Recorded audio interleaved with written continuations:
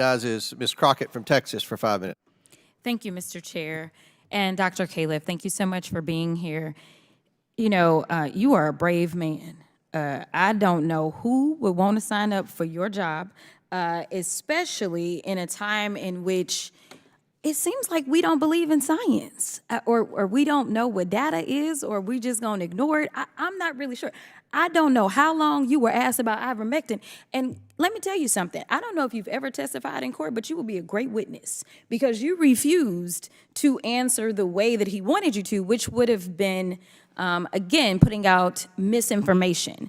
Because I do want to do a quick level set on something. And I don't know how we continue to come back to this. But let me just ask you a few questions. Was COVID-19 real? Yes, I had it myself twice. I think twice, once or twice. Did people die? Just in the U.S. alone, over 1 million people. It was in the top 3 causes of death for many months. And I had friends, you know, I was an intensive care unit doctor. When I came to FDA, I stopped practicing, but my friends in ICUs were overwhelmed. Hospitals had to have trucks backing up to the hospital because there wasn't enough room for all the dead people. And did vaccines save lives? Yes, thank you for asking that again. People that are up to date on their vaccines have a significantly lower risk of being dead or admitted to an intensive care unit compared to those who are not up to date on the vaccine. And the worst of all are people not vaccinated at all. That's true on the individual level. If you look at counties in the U.S., the counties with a higher vaccination rate have lower death rates from COVID. If you look at countries, you see the same general relationship. So the vaccines have been highly effective. Thank you so much. Not perfect, but highly effective. I understand. I don't know that there is any perfection. I know that there's none in this chamber. Nevertheless, as a result of an administration that believes in science and data, we now have ARPA-H, which ARPA stands for Advanced Research Projects Agency for Health. And my district, luckily, was the recipient of an ARPA-H customer experience centers. And I'm so excited because this means that as we are looking at trials, as we're looking at diversifying them, we will have a great opportunity right there in Texas 30. It is a huge investment in science to make sure that we can save lives.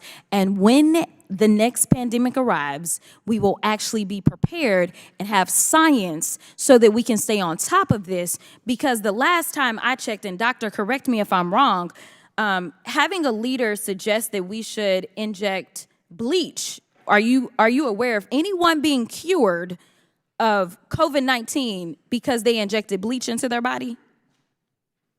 I am unaware of any such thing. If I might comment in general, and this relates back to the discussion about ivermectin. I came along when heart attacks, no one knew what caused a heart attack. That was what I focused on. We tried 100 different things for the treatment of heart attack. Only a couple of them worked, the others didn't. And the only reason we knew what worked is we went from the idea to doing a well-conducted study, a randomized trial.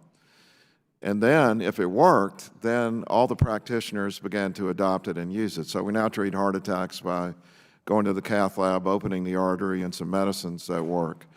Ivermectin has been studied multiple times in randomized trials, no benefit. But it is highly effective for the treatment. I use the word worms as a generic term for the kinds of infections that typically occur in places like Asia that can be devastating. It got a Nobel Prize because it's effective for those, and it's been a lifesaver, but it's been ineffective in COVID. I completely understand. The last area that I'm going to touch on in my last 45 seconds, because I am a woman out of the state of Texas, there is no way that I am going to have a conversation and not talk about reproductive access. So out of curiosity, would you consider the medical management of a miscarriage to be potentially a life-saving usage? Yes or no? I have to decline to answer that because that is it's perfectly under adjudication by the Supreme Court. That is perfectly fine. I'm gonna tell you yes, but I'm gonna give you another question that you can answer. Would you consider erectile dysfunction as a life-saving usage for Viagra?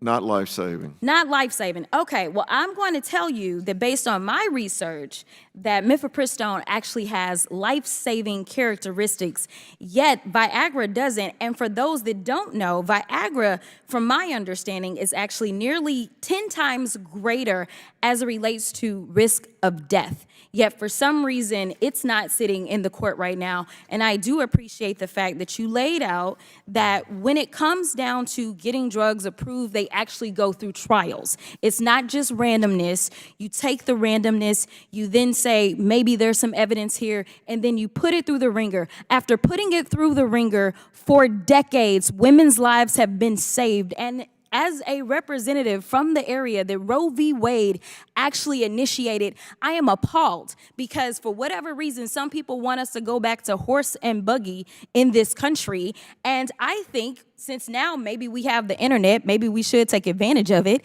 And we shouldn't say that we should remain in the times of horse and buggy. And so with that, thank you for the work that the FDA does. I respect your research. I recognize that the courts don't do research. I also recognize that this chamber seemingly doesn't care about research. But because of the work that you do, there are lives that are being saved, and I need you to be funded to the fullest extent to make sure that we can continue to save American lives. Thank you. Chair recognizes Mr. LaTurner from